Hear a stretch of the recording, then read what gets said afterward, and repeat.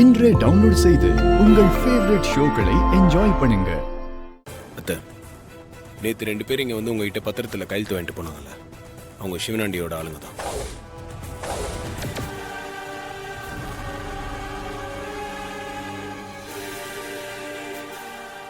சிவனாண்டி ஏதோ கிரிமினலாக வேலை செஞ்சு இந்த வீட்டை நீங்கள் அவருக்கு எழுதி கொடுத்த மாதிரி மாற்றி எழுதியிருக்காரு.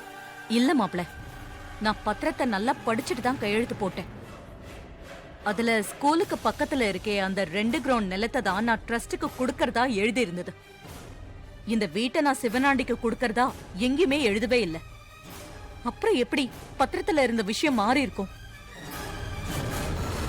அத்தை, நம்ம எழுதினதுக்கு அப்புறம் அது மறையிற மாதிரி நிறைய பேனாலாம் இருக்கு.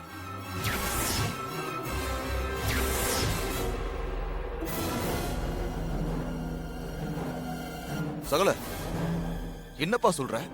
அப்படி ஒரு பேனா இருக்கா? அது என்ன பேனா? ஆமாங்க, எழுதின கொஞ்ச நேரத்திலே அது மறைஞ்சிரும். என்னப்பா சொல்ற? நாம இப்ப ஏதாவது ஒரு பேப்பர்ல அந்த பேனா மூலியமா எழுதுனா அடுத்த 1 ஹவர்ல எழுதினதெல்லாம் அழிஞ்சு பிளெயின் பேப்பர் ஆயிடுமா?